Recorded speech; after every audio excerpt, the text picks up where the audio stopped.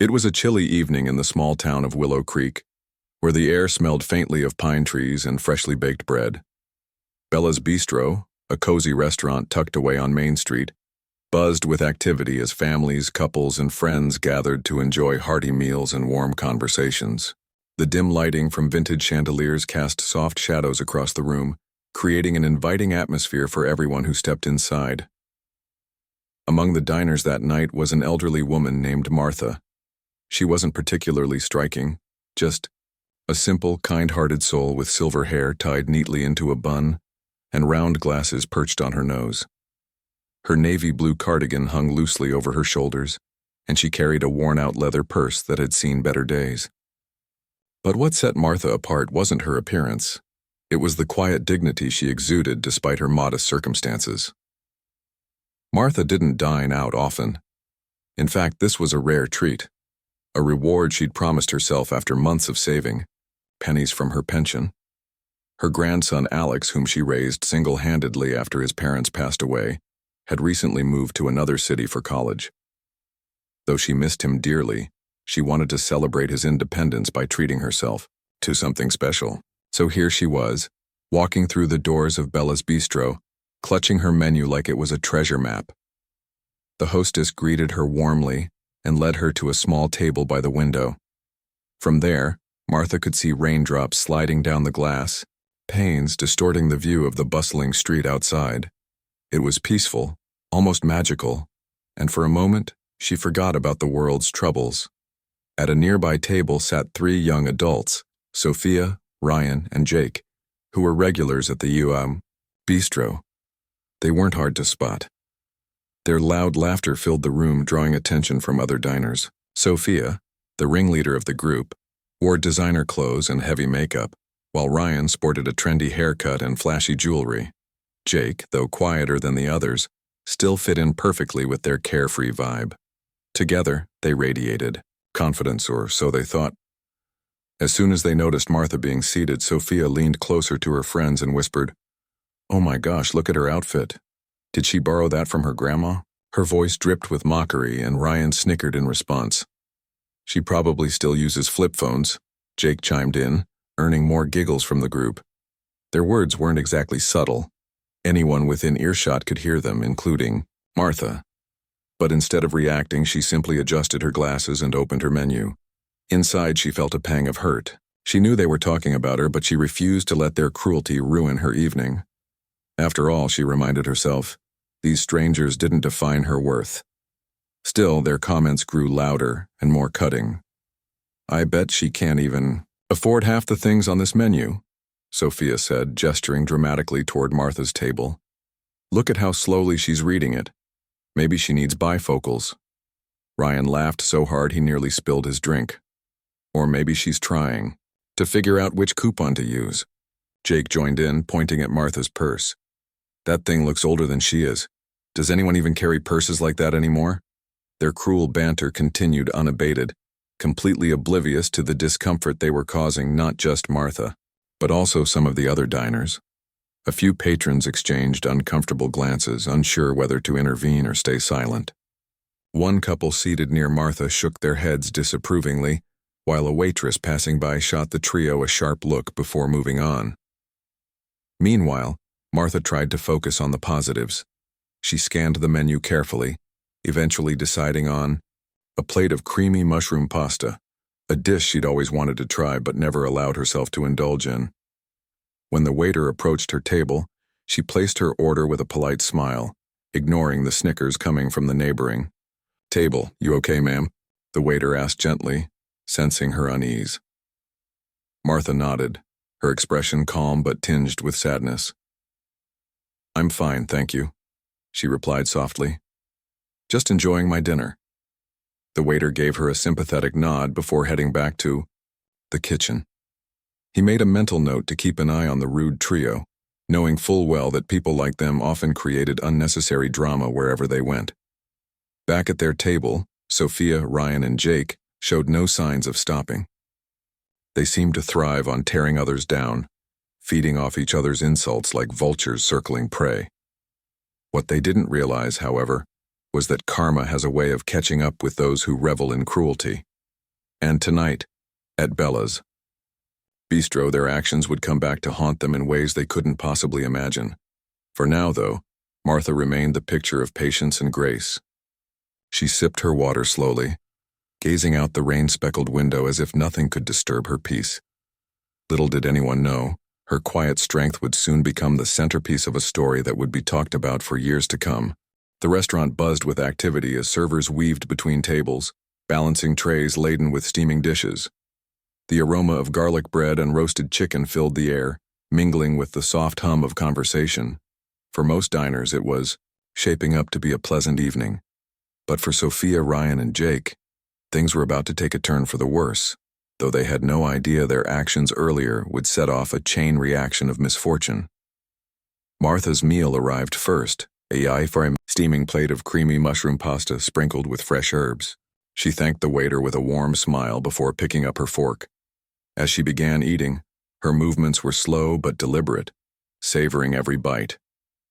She didn't glance at the trio once, though their laughter occasionally pierced through the background noise. If anything, Martha seemed determined to enjoy her dinner despite their earlier cruelty. At the neighboring table, however, trouble was brewing. Sophia tapped her nails impatiently against the edge of the table, glaring at the empty space in front of her. "What's taking so long?" she complained loudly, rolling her eyes. "We've been waiting forever." Ryan glanced at his watch and shrugged. "Relax, Soph, they're probably just busy." But Sophia wasn't one to relax easily. "Busy? This place isn't even that crowded," she shot back, gesturing toward the half-empty dining area. "I swear, if our food doesn't come soon, I'm leaving." As if on cue, their waiter appeared carrying a tray with 3 glasses of water. He carefully placed them on the table, apologizing for the delay. "Your meals will be out shortly," he said with a polite smile. Sophia barely acknowledged him. Instead, she reached for her glass of water only to knock it over accidentally. The liquid spilled across the table, soaking her designer jeans and dripping onto her expensive leather boots. "Oh my God," Sophia shrieked, jumping up from her seat. "Are you kidding me right now?" The waiter froze, clearly flustered. "I'm so sorry, ma'am. Let me get some napkins." "Sorry? Sorry isn't going to fix these pants," Sophia snapped, pointing at the wet stain spreading across her thigh. "Do you have any idea how much this outfit cost?" Ryan and Jake exchanged awkward glances, unsure whether to laugh or intervene. Meanwhile, other diners turned their heads, watching the scene unfold with varying degrees of amusement and disapproval. "Chill out, Soph," Ryan muttered under his breath. "It's just water." "Just water? Just water?" Sophia rounded on him, her voice rising. "You wouldn't understand because you don't care about fashion like I do." Before the argument could escalate further, the waiter returned with a stack of napkins and offered to clean up the mess. Sophia reluctantly sat back down, muttering curses under her breath. But the damage was done, not only to her clothes but also to the mood at their table. Things went downhill from there. When their food finally arrived, Ryan immediately noticed something was wrong. "This isn't what I ordered," he said, pushing the plate away. The server double-checked the ticket. "According to this, you asked for the grilled salmon." "I said steak," Ryan insisted, his tone sharp.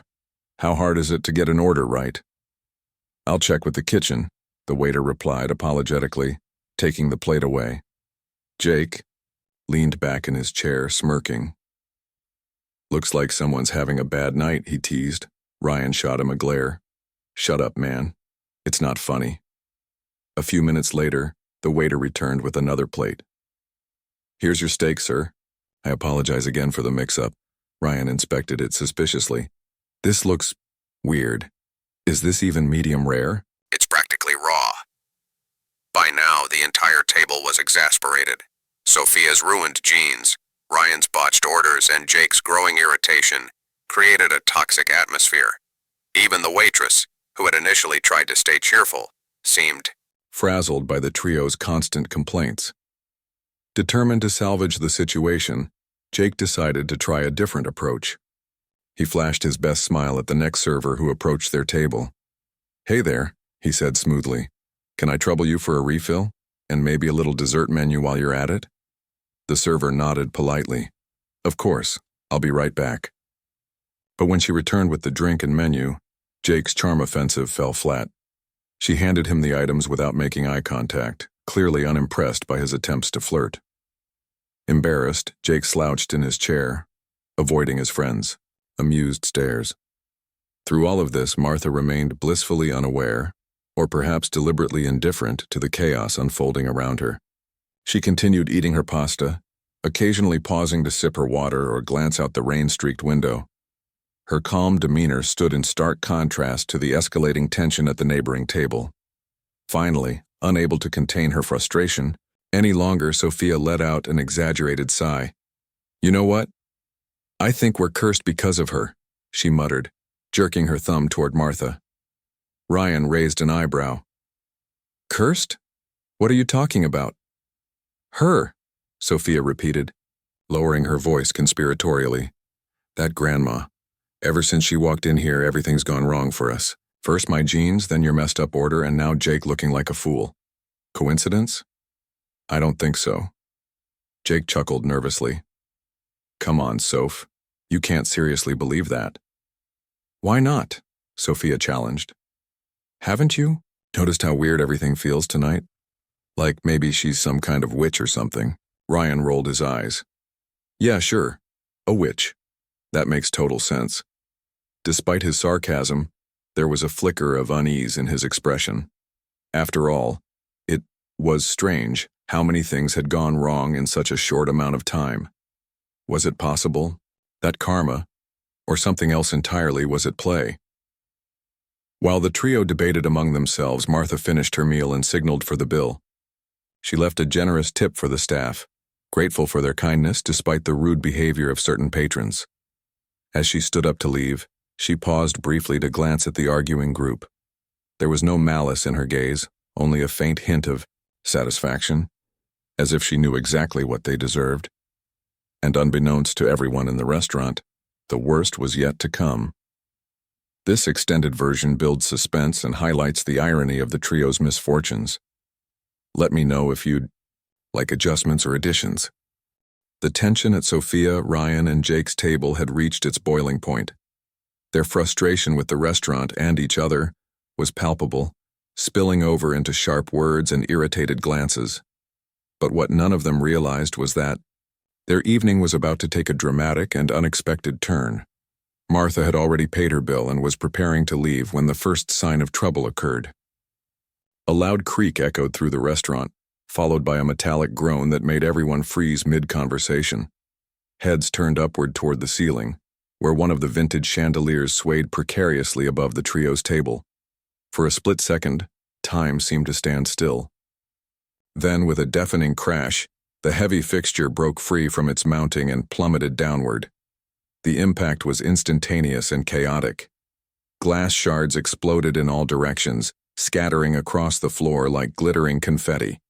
Plates, glasses, and utensils were crushed under the weight of the falling chandelier, sending food flying everywhere. Sophia shrieked as sauce splattered onto her already ruined jeans, while Ryan ducked instinctively, narrowly avoiding being hit by a jagged piece of metal. Jake, caught completely off guard, ended up sprawled on the floor, covered in debris. Pandemonium erupted in the restaurant. Patrons gasped, some jumping out of their seats to avoid the chaos, while others simply stared in stunned silence. Servers rushed to the scene, calling for assistance and trying to assess the damage. Is everyone okay? One of them shouted repeatedly, scanning the room for injuries. Miraculously, no one was seriously hurt. Sophia, Ryan, and Jake were shaken but unscathed, at least physically. However, their expensive clothes were beyond repair.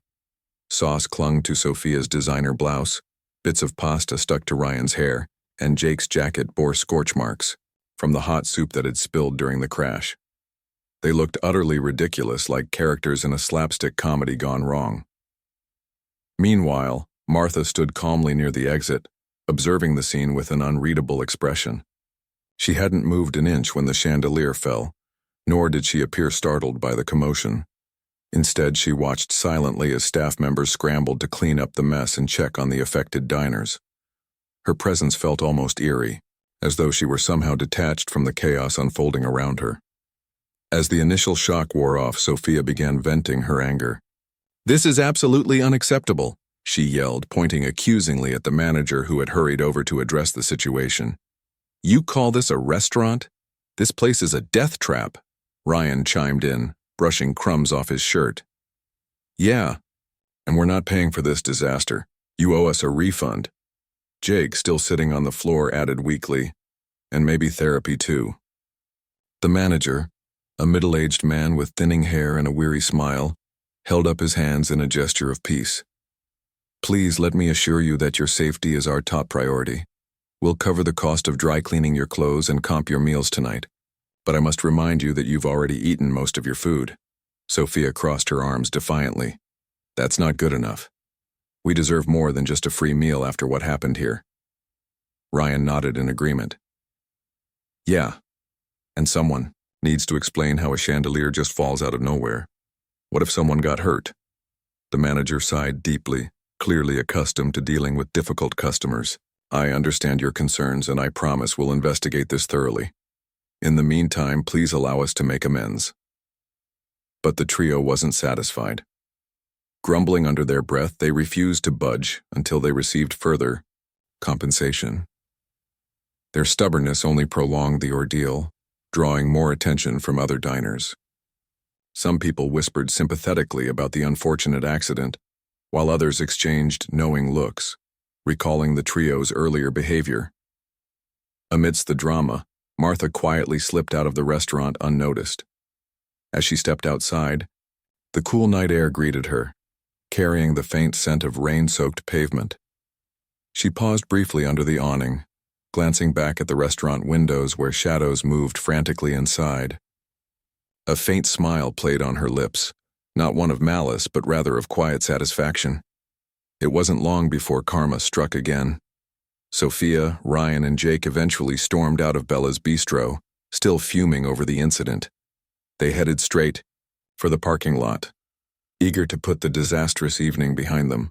But as they approached their sleek black SUV, they discovered something shocking. Deep scratches ran along the length of the car, marring its once pristine surface. Someone had keyed it while they were inside the restaurant. "What the hell?" Ryan exclaimed, running his fingers over the jagged marks. "Who would do this?" Sophia whipped out her phone to document the damage, but to her dismay, it wouldn't turn on. "Are you kidding me? My phone's dead." Jake tried his own device, only to find it similarly unresponsive. "Mine, too," he muttered, frustration evident in his voice. This can't be happening. Stranded in the parking lot without a way to call for help, the trio descended into another round of bickering. Sophia blamed Ryan for choosing such an isolated spot to park, while Ryan accused Jake of jinxing them earlier with his flirty antics. Jake, desperate to deflect blame, suggested they walk back to the restaurant and ask for assistance. But neither Sophia nor Ryan was willing to swallow their pride and return. As they argued, oblivious to the irony of their predicament, a passing pedestrian stopped briefly to observe the scene. The elderly woman shook her head disapprovingly before muttering under her breath, "Some people never learn." Unbeknownst to the trio, their misfortunes were far from over.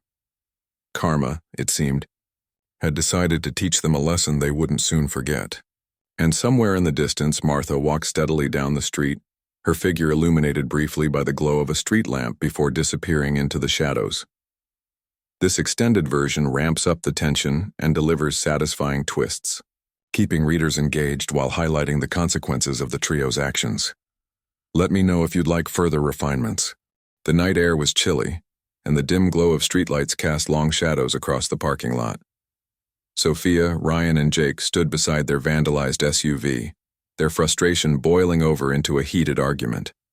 The scratches on the car gleamed menacingly under the artificial light, as if mocking them for their earlier behavior. To make matters worse, their phones remained stubbornly unresponsive, cutting them off from the outside world. They were stranded, humiliated, and utterly furious. "This is ridiculous," Sophia shouted, pacing back and forth. "Who does something like this? Keying someone's car is just pure evil." Ryan kicked the tire of the SUV in frustration. And what about our phones? Why are they both dead at the same time? It's not even possible. Jake leaned against the hood of the car, trying to stay calm but failing miserably. Maybe we should just walk back to the restaurant and ask for help. At least they have working phones there. Sophia shot him a glare. Are you kidding me? After everything that happened inside, no way am I going back there. Ryan nodded in agreement. Yeah, forget it. We'll figure something out ourselves. Maybe someone will drive by and give us a lift. But no one came. The parking lot was eerily quiet, save for the distant hum of traffic from the main road. Cars passed by occasionally, but none slowed down or stopped to offer assistance. The trio began to realize how isolated they truly were, and how much their arrogance had alienated them from others. As the minutes ticked by, their anger turned inward. Each of them started blaming the other for their predicament. It's your fault, Ryan, Sophia snapped, pointing an accusatory finger at him. You're the one who parked here in the first place. If you'd chosen a better spot, maybe this wouldn't have happened. Ryan threw up his hands in exasperation. My fault? How is it my fault? You're the one who insisted we leave without settling things with the manager. And you, Jake, Sophia continued, ignoring Ryan's protest. If you hadn't flirted with that waitress, maybe she wouldn't have cursed us or whatever. Jake blinked in disbelief. What? That's insane. Flirting doesn't cause chandeliers to fall or cars to get keyed. Their squabbling grew louder, drawing curious stares from a couple walking hand in hand nearby. The man whispered something to his partner, and they quickly hurried away, eager to avoid the drama. Finally, after what felt like hours, Sophia threw up her hands in defeat. Fine. Let's just go back to the restaurant. I can't stand being stuck here anymore. Reluctantly, the others agreed. They trudged back toward Bella's Bistro, their heads bowed in embarrassment. As they approached the entrance, they noticed that the restaurant was beginning to wind down for the evening. Fewer patrons remained, and the staff looked visibly relieved to see the trio returning, until they realized why they were back. We need to use your phone, Sophia demanded, marching up to the hostess station. Ours aren't working. The hostess, a young woman with a polite smile, hesitated before responding. I'm sorry, ma'am, but our policy is to not lend out personal devices. However, I can call a cab service for you if you'd like. Sophia groaned in frustration. A cab? Seriously? Do you know how expensive that is? Ryan stepped forward, attempting to smooth things over. Look, we're really sorry about earlier. Can you just let us borrow a phone for 5 minutes, please? The hostess exchanged a glance with another server who shook her head subtly. I'm afraid I can't do that, the hostess replied firmly. But I can arrange transportation for you. Would that work? Defeated, the trio reluctantly accepted the offer. While they waited for the cab to arrive, they slumped into a corner booth, avoiding eye contact with the remaining diners. Some customers whispered amongst themselves, clearly recognizing the rude group from earlier. Others openly stared, their expressions ranging from amusement to disapproval. When the cab finally pulled up outside, Sophia, Ryan, and Jake practically sprinted to it, desperate to escape the humiliation of the evening. But their troubles weren't over yet. The ride home was tense and awkward, with none of them speaking a word. When the cab dropped them off at their apartment building, they discovered another unpleasant surprise waiting for them.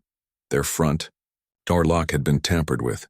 The wooden frame bore fresh scratches and the key refused to turn in the lock. What now? Ryan exclaimed, throwing his arms in the air. Is this some kind of nightmare? Sophia tried her best to remain composed, but her voice trembled with barely contained rage. We'll have to call a locksmith. This has been the worst day ever. Unfortunately, finding a locksmith willing to come out so late proved nearly impossible. After several failed attempts to reach various services, they gave up and decided to sleep in their car instead. As they settled into the cramped space, exhausted and defeated, Jake broke the silence. Do you think, maybe, we deserved this? Sophia scoffed. Deserved it? For what? Because a chandelier randomly fell on us? Or because someone decided to key our car? None of that was our fault. Ryan sighed heavily. I don't know, man. People seemed pretty mad at us tonight. Maybe we shouldn't have been so rude to that grandma. Sophia rolled her eyes. Oh, please, don't start with that nonsense again. She had nothing to do with any of this. But deep down, even Sophia couldn't shake the feeling that something strange was happening. The events of the evening felt too coincidental, too perfectly aligned to punish them for their earlier cruelty. And though she refused to admit it, aloud, a small part of her wondered if karma really did exist, and if it had finally caught up to them. Meanwhile, miles away, Martha sat comfortably in her cozy living room, sipping a cup of herbal tea. She flipped through the pages of a novel, seemingly unfazed by the chaos that had unfolded earlier. Occasionally, a faint smile crossed her lips, as if she knew exactly how the night had played out for the trio. Her grandson Alex called later, that evening, eager to hear about her dinner.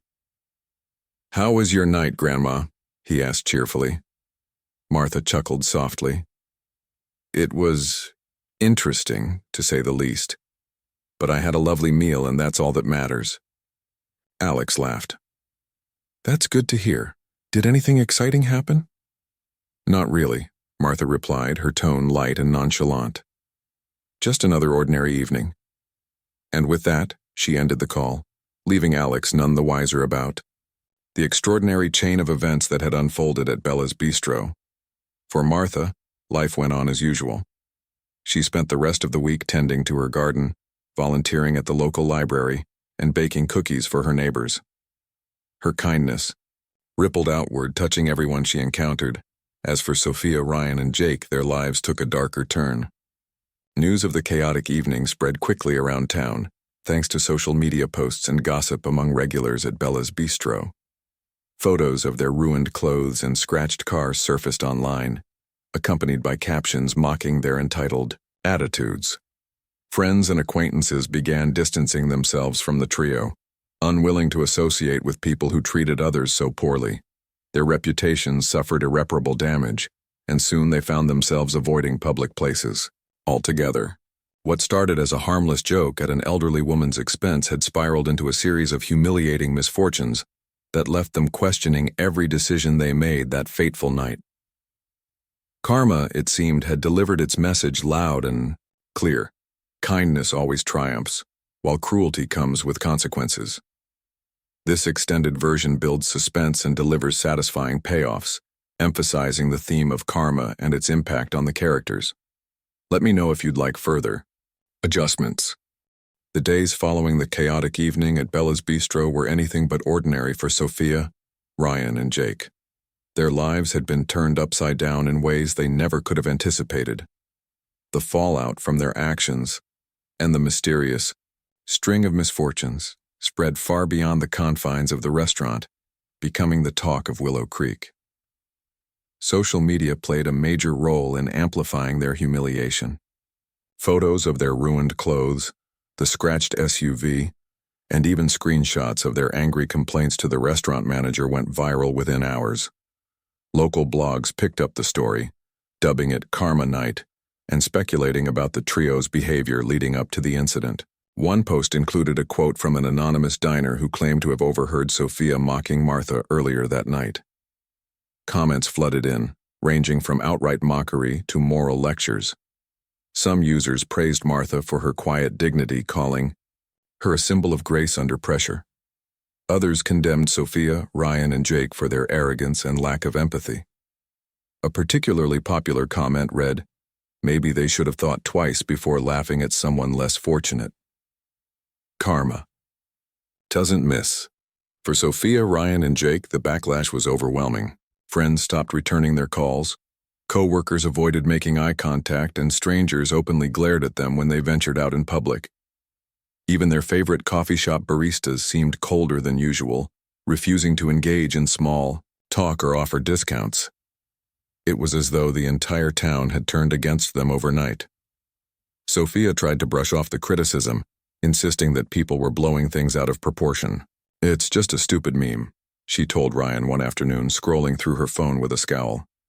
"They don't know what really happened." Ryan didn't respond. He was too busy staring at his reflection in the mirror, examining the faint scar on his forehead. a souvenir from ducking the falling chandelier. Every time he looked at it, he couldn't help but think about how close he'd come to serious injury. Jake, meanwhile, spent most of his time holed up in his room, avoiding everyone. He deleted all his social media accounts after receiving hundreds of hateful messages and comments. "I can't deal with this," he muttered to himself late at night, clutching his pillow tightly. "Why is everyone so obsessed with us?" Despite their attempts to deny responsibility, the weight of their actions began to sink in.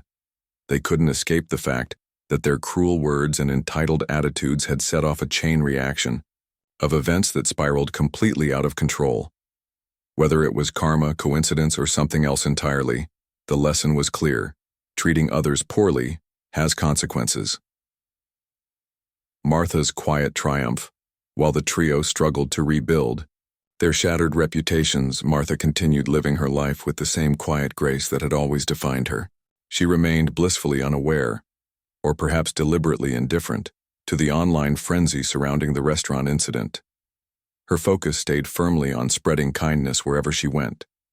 Every morning, she watered the flowers in her garden, humming softly to herself as the sun rose above the horizon.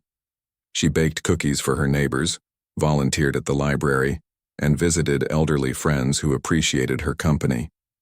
People adored her for her warmth and generosity, qualities that stood in stark contrast to the selfishness displayed by Sophia, Ryan, and Jake. One day, while volunteering at the library, Martha overheard two women discussing the infamous karma night. "Did you hear about those kids at Bella's Bistro?" one woman whispered conspiratorially. "Apparently they got exactly what they deserved." Her friend nodded enthusiastically. "Yeah, I saw the pictures online. They looked ridiculous. But honestly, I feel bad for the poor grandma they mocked. Can you imagine being treated like that?" Martha smiled faintly as she shelved books nearby, pretending not to listen. She didn't need validation from strangers. She already knew the value of kindness and compassion. Still, hearing others defend her warmed her heart and reinforced her belief that goodness always prevails.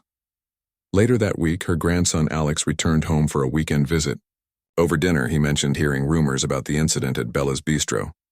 "So, Grandma," he teased playfully, "any chance you're secretly a witch? Because people are saying some pretty wild stuff about what happened that night." Martha chuckled, shaking her head. "Oh, Alex, don't be silly. I'm just an old woman enjoying my dinner." Alex grinned, clearly unconvinced. "Well, whatever you did or didn't do, I'm proud of you. You've always taught me to treat people with respect no matter who they are. And now it seems like the whole world agrees with you." Martha reached across the table to pat his hand affectionately. "Kindness isn't about seeking approval, dear. It's about doing what's right, even when no one is watching." Alex nodded thoughtfully, realizing once again why he admired his grandmother so much. Redemption, or lack thereof. Back in town, Sophia, Ryan, and Jake made half-hearted attempts to repair their damaged reputations. They posted lengthy apologies on social media, claiming they'd learned their lesson and promising to change their ways. But few people believed them, dismissing their statements as insincere damage control rather than genuine remorse. Sophia, desperate to salvage her image, organized a charity event at the local community center. However, turnout was abysmal, with only a handful of attendees showing up. Those who did attend whispered among themselves, speculating whether her sudden interest in philanthropy was genuine or simply a PR stunt. Ryan threw himself into work, hoping to distract himself from the lingering shame.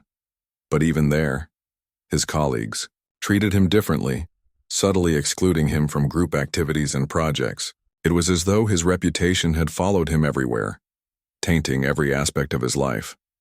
Jake, unable to cope with the isolation, eventually moved to another city in search of a fresh start. He cut ties with Sophia and Ryan, blaming them for dragging him into their drama. Yet even in his new surroundings, he found it difficult to shake the guilt of his past behavior. Despite their efforts, or lack thereof, to make amends, the trio remained haunted by the memory of that fateful night. Every chandelier they passed, every car scratch they noticed, and every awkward encounter reminded them of the price they paid for their cruelty. A legacy of kindness.